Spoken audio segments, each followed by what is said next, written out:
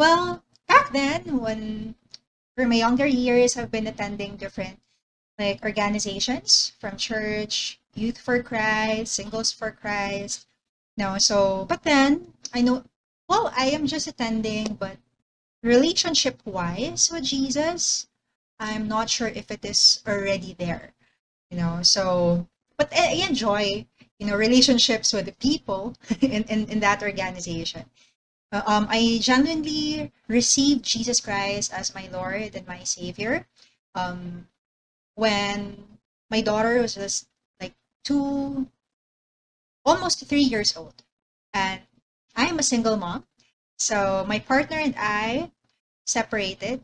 Well, he left me when my daughter was only like 3 months old during those moments when, you know, um, I can have postpartum disorder because of stress, worries, and all that. But you know, um,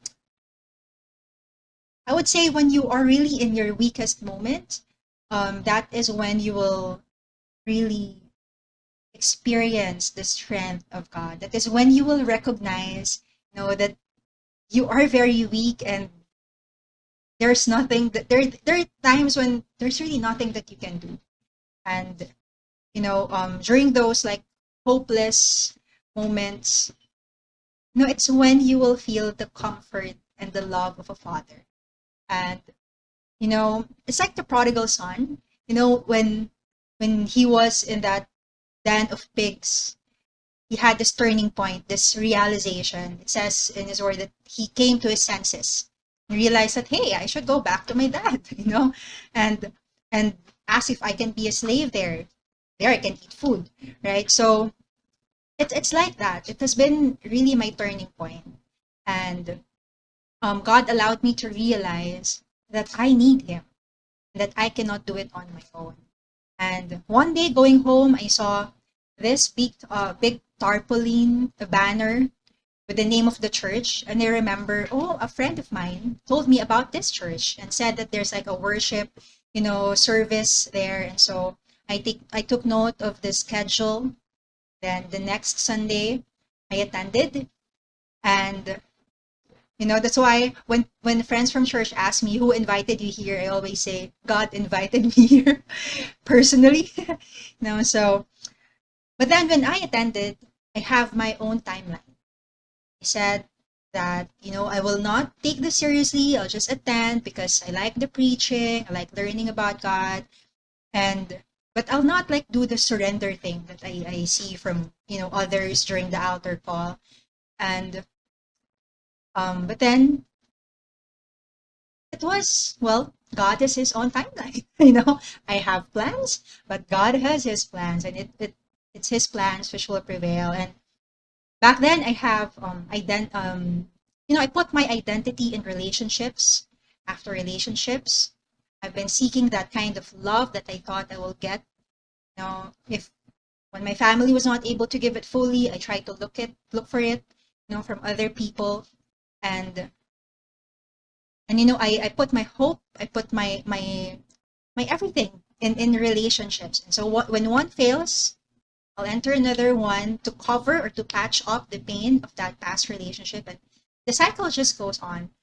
So and then when I met Christ, it was just so amazing to the point that I never thought I could have a new life again, that I can be a new person, that I can be pure again, that he can make me pure, that he can forgive all the mess, everything that I have made in the past, and that my identity should not be based on the circumstance, relationships, but it should be that my identity is anchored in Jesus Christ, and most importantly, that I am loved.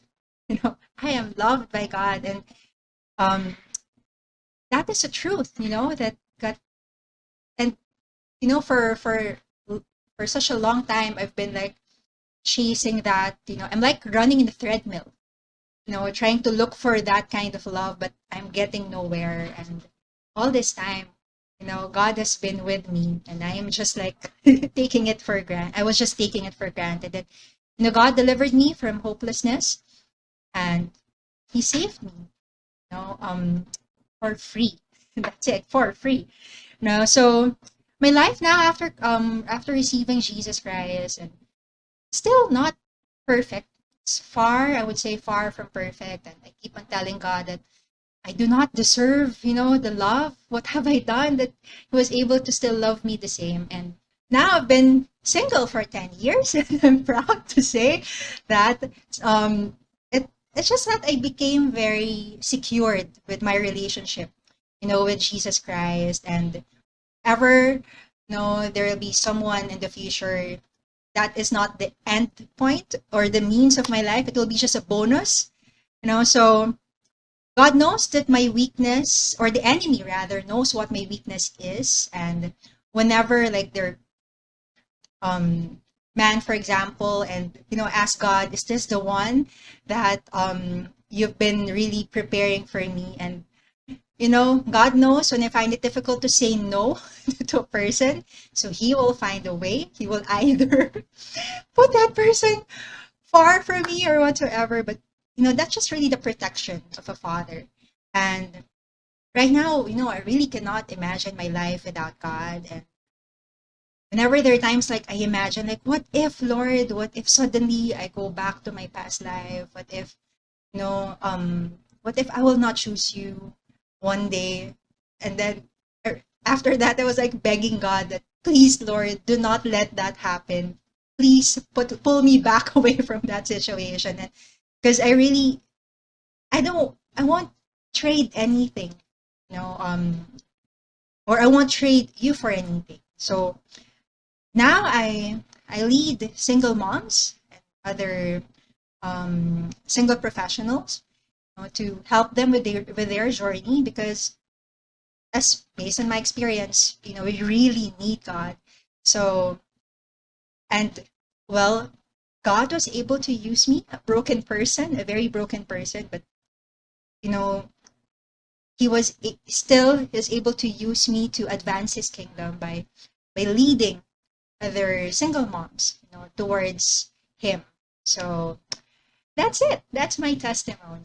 Yes, and you just have to look up and say that was you, God. And I always say, we don't let perfect be the enemy of good.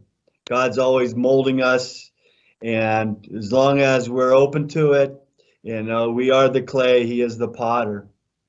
And if you want to give God a good laugh, just tell Him your plans, right? And he'll humble you real quick.